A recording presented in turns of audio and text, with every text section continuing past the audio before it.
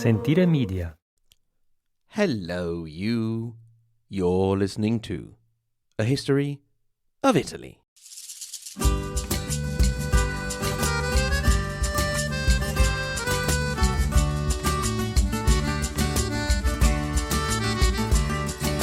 Recap 7, episodes 137 to 160. E così ritorno su, lascio I colli nelle valli, tra due salici piangenti, io ritrovo la speranza di un amore che ormai fu. We started off this round of episodes looking at an unusual geographical entity in Italy, the Republic of San Marino. This is considered to be the oldest still existing republic in the world, which can trace its origins all the way back to the year 301, when it was founded by Saint Marinus on Mount Titan, around 15 kilometers from the Adriatic Sea.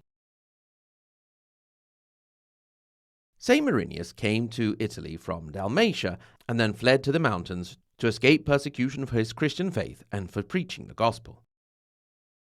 In this time, he apparently also befriended a bear who had eaten his donkey. Before dying, he was supposed to have declared that the community that he had founded on Mount Titan was free from both men, meaning the Pope and the Emperor, a declaration he possibly never actually made, but on which the inhabitants would found their fiercely guarded independence.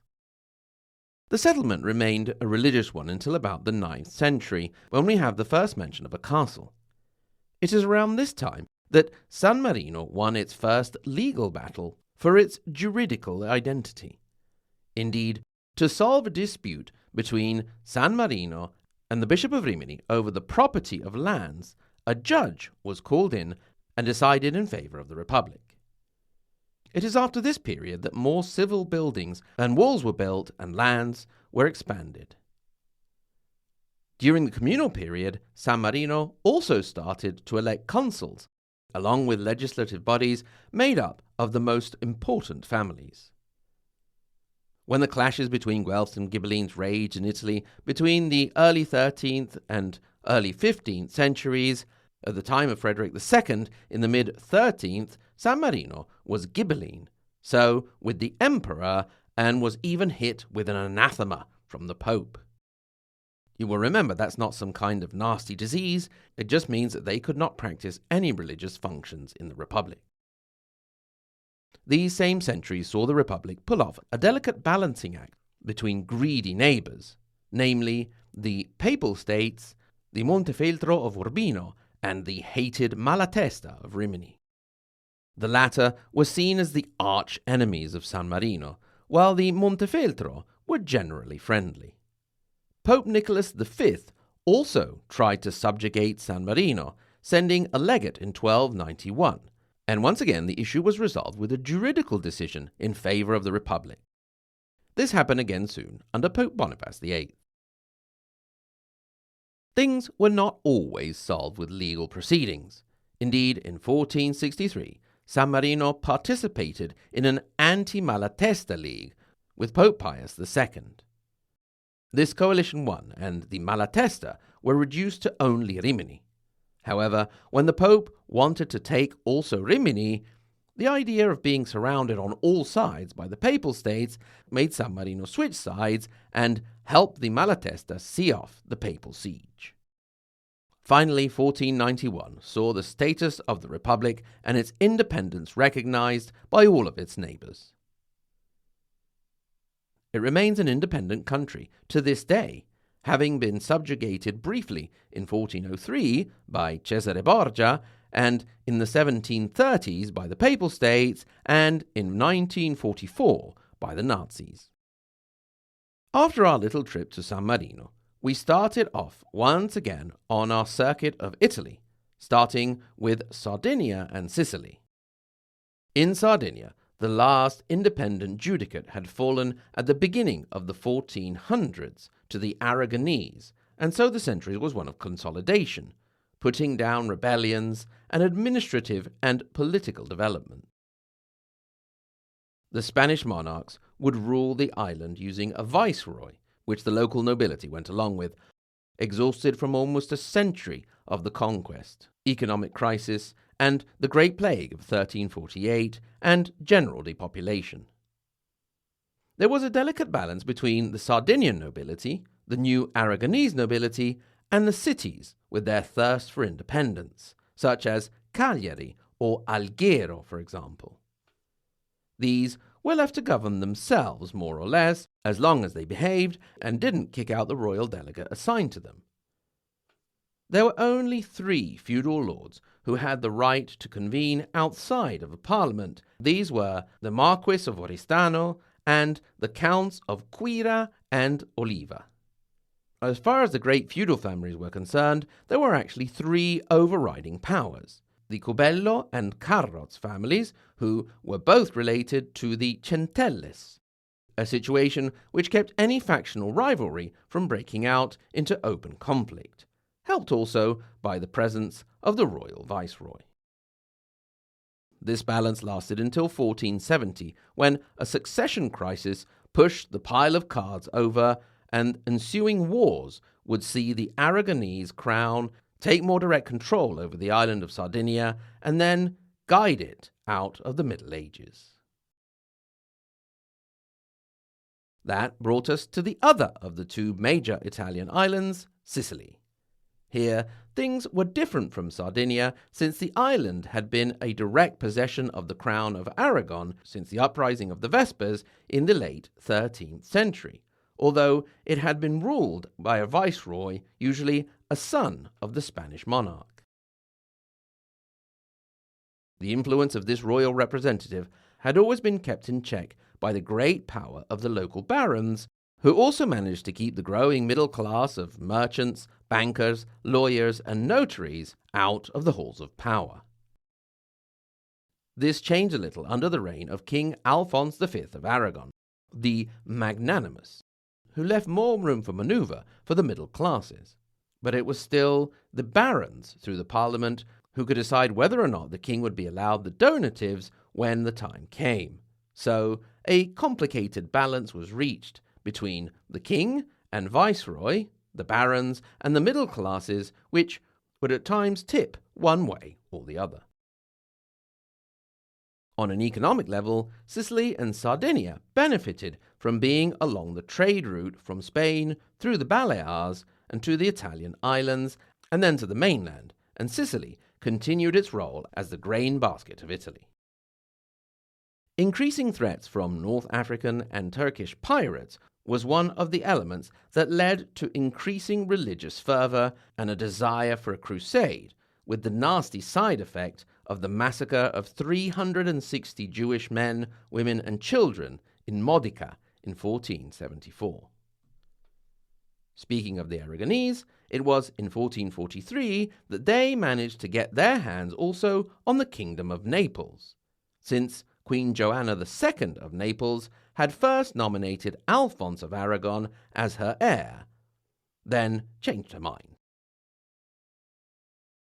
With Sardinia, Sicily, and now Naples under his belt, Alphonse also tried to have a little look at the rest of Italy, particularly regarding the succession of Milan, with the death of Filippo Maria Visconti in 1447. But it was way too messy for him, and when Francesco Sforza took the duchy in 1452, Alphonse settled into the north-south divide. He died in 1458 and left a stable kingdom to his son, Ferdinand or Ferrante, who got only the Kingdom of Naples and not the rest of the Spanish holdings. The poor guy had only just started to settle in when he had to face a rebellion by the barons of the realm and an invasion by Jean of Anjou, since the French Angevins were pretenders to the throne, something to keep in mind as we head into the modern age and the Italian Wars. Despite an early defeat against Jean, Ferrante eventually managed to consolidate his rule. He later participated in the above-mentioned war against the Malatesta, along with the Pope and other allies, and later turned against the Pope when he started going too far. In 1478, the king supported the Pazzi conspiracy against the Medici of Florence, and then the Pazzi War, which saw Florence attacked by Naples, the Papal States, and Federico da Montefeltro. But Ferrante would give in to Lorenzo the Magnificent's diplomatic efforts and would leave the coalition against Florence. This was also because very soon he would face a very real threat to the integrity of his kingdom with the Ottoman invasion of Otranto. He would manage to get the city back relatively quickly, thanks also a bit to the rather unenthusiastic help of the other Italian allies. As his end drew near, he associated his son, Alphonse, to the throne, which immediately provoked the rebellion of the barons again, which was again put down. Ferdinando Ferrante of Naples died in 1494, and it was his succession that would spark the invasion of Italy by French King Charles VIII. As we left the Kingdom of Naples and headed north, we crossed into the Papal States territory. We started there from Pope Martin V, who became Pope in 1417, putting an end to the Great Western Schism. One of his first tasks was to consolidate the territory. In the north, for example, where the pesky and rebellious Bologna was always, rebelling peskily. The Pope's other big issue was closer to home, the mercenary captain turned lord Braccio da Montone. The Pope tried to get two birds with one stone, or as we say in Italian, two pigeons with one fava bean, and he sent Braccio against Bologna, although the situation remained generally sketchy until Braccio's death in battle in 1424. As well as land issues, Martin also managed to sort out the papal finances and even started up some important building projects. He also managed to reach a sort of delicate balance with the internal Roman politics between the great families. This delicate balance was soon messed up when Eugene IV took over in 1431, getting himself into trouble and having to get his friend Cosimo de' Medici of Florence to bail him out. That was when the Florentine family got a really big break, obtaining the control of the Apostolic Chamber, the office that managed the papal finances. Eugene IV failed a little better when it came to facing the situation of the Council of Basel. You see, many bishops had grown to like this idea that they could get together in a council and have authority over the Pope, so they tried again, and when, of course, it turned out that Eugene was having none of that nonsense, they ended up electing an anti-pope, the Duke of Savoy, Amadeo VIII, with the name of Felix V. Pope Eugene managed to win back some prestige when he almost negotiated an end to the East and Western Schism. Well, he negotiated it, but then it didn't last long. It lasted indeed no longer than it took the Eastern Emperor and his delegates to get back to Constantinople, but long enough for the Pope to see his position somewhat restored.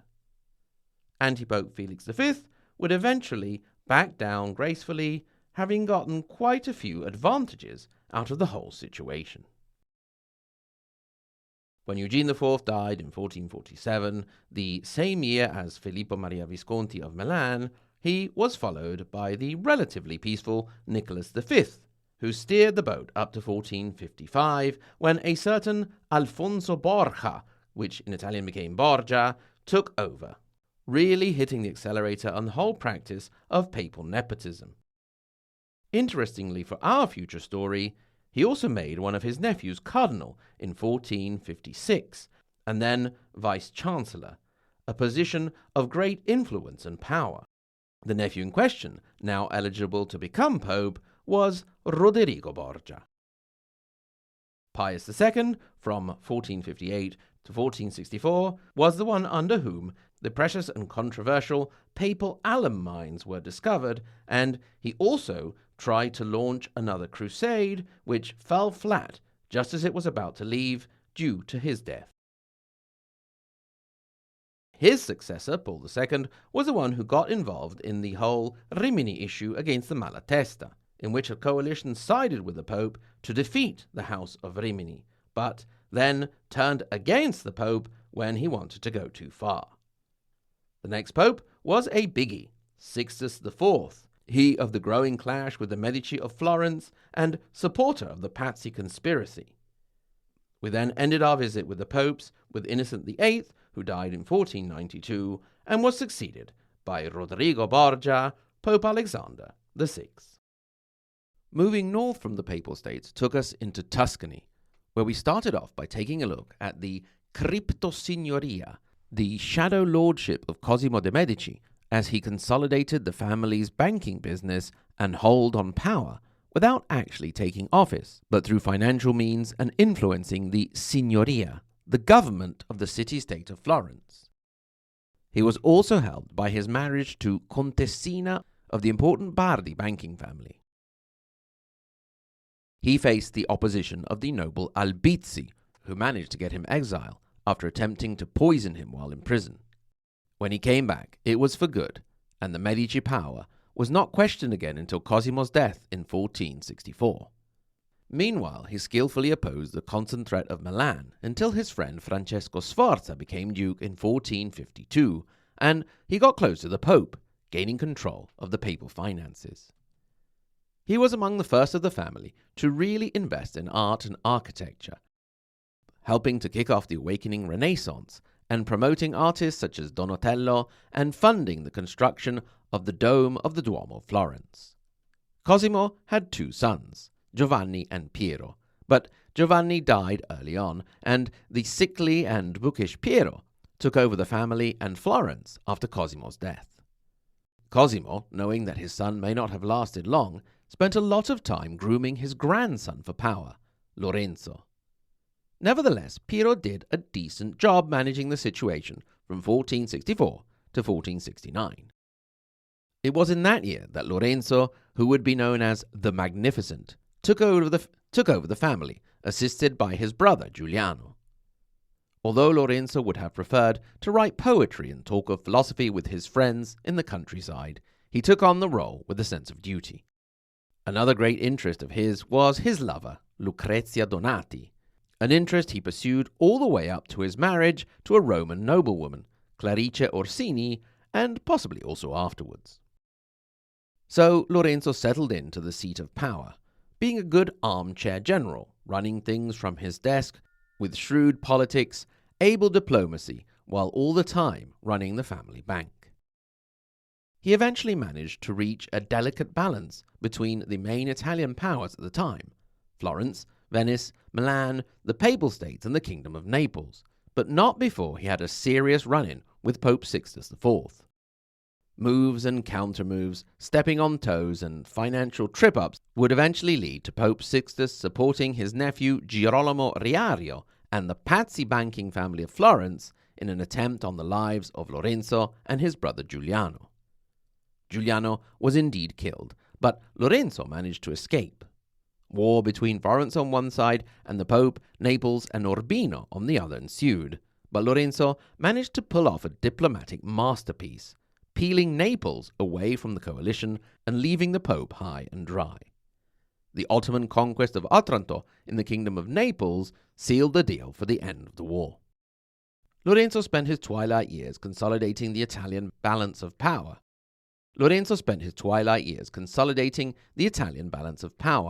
and the family future, managing to get his son Giovanni made a cardinal at a ridiculously young age by Pope Innocent VIII.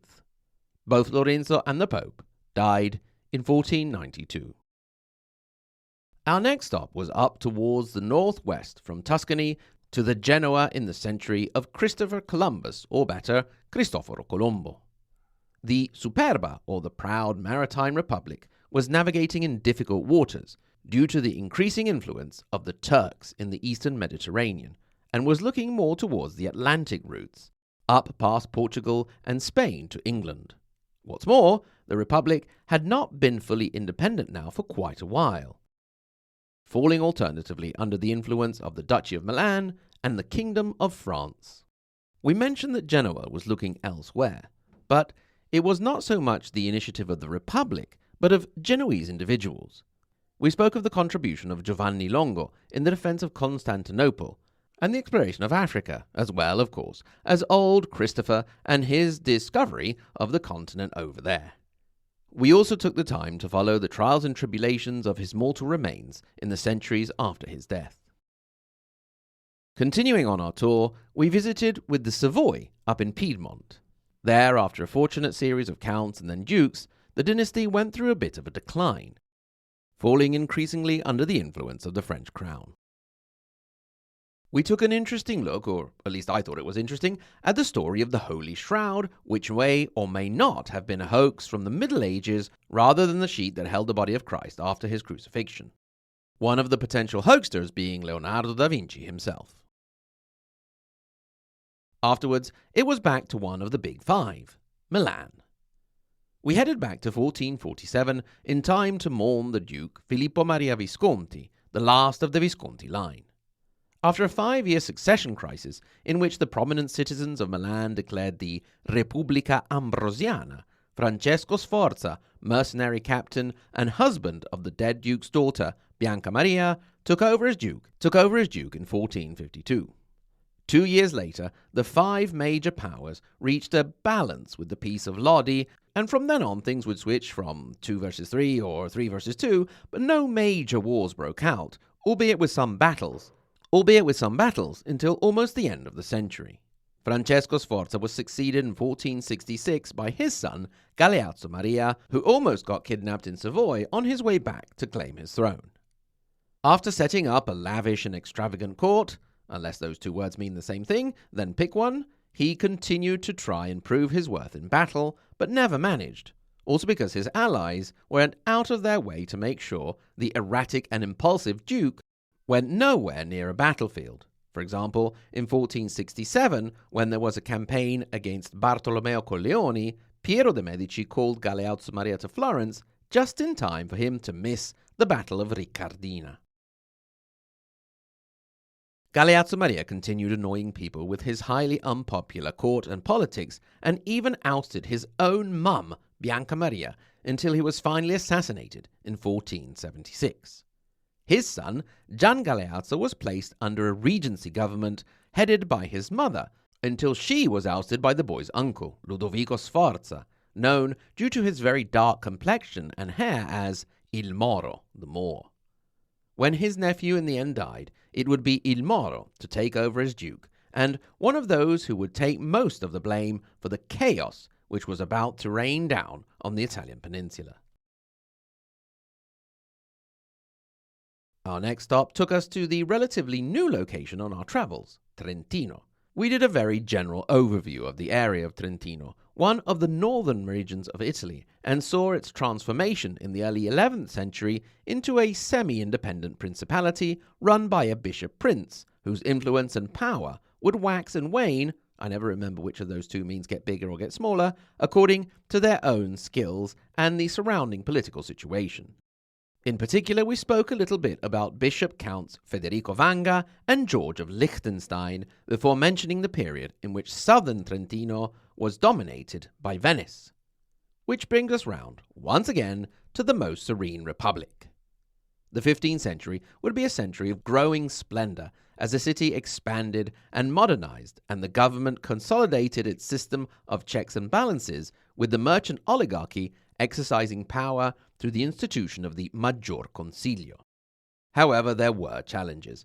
For example, west from Milan, or early in the century versus the Padua of the Da Carrara, whom Venice defeated in 1405, and from the north from the Kingdom of Hungary, to whom Venice lost a war ending in 1413. 1416 saw the Venetians push back the Ottoman threat for half a century, with their victory at the Battle of Gallipoli in 1416. This would keep the Turks in check until around the 1460s, but from then on it would be on and off war for centuries to come. The 1420s saw the clash with Milan heat up again until it cooled down with the Peace of Lodi in 1454. The end of the century saw Venice attempt to take the Duchy of Ferrara, in the Salt War, but it was opposed by a coalition of Florence and Naples, among others, and at the end of the 2-year conflict, Venice had managed to gain some land, but not their original aim of Ferrara. Having mentioned the War of Ferrara from different angles, we took some time to see how the Este family came from the provincial town of Este and managed to take Ferrara, creating a duchy there in 1471 under Duke Borso, which also included the cities of Modena and Reggio Emilia. We also had a quick look at the mercenary captain turned Duke of Urbino, Federico da Montefeltro, as he took over the duchy after the assassination of his younger stepbrother in suspicious circumstances, to then become a military legend and one of the great princes of the Italian Renaissance before he died of malaria in 1482 during the above-mentioned War of Ferrara or Salt War. Speaking of dying, we then rounded off the Middle Ages with a look at daily life, death, and sex in that period. And that wraps it up for a History of Italy podcast for the Middle Ages. So, my dear listener, you and I are finally ready to head off into the modern age. Will you come along with me for a bit longer?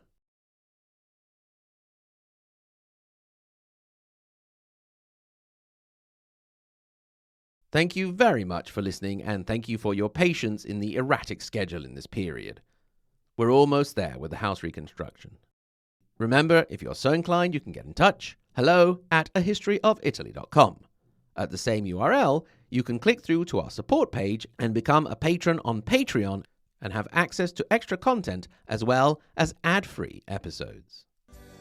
Thank you again very much for listening, and until next time, arrivederci.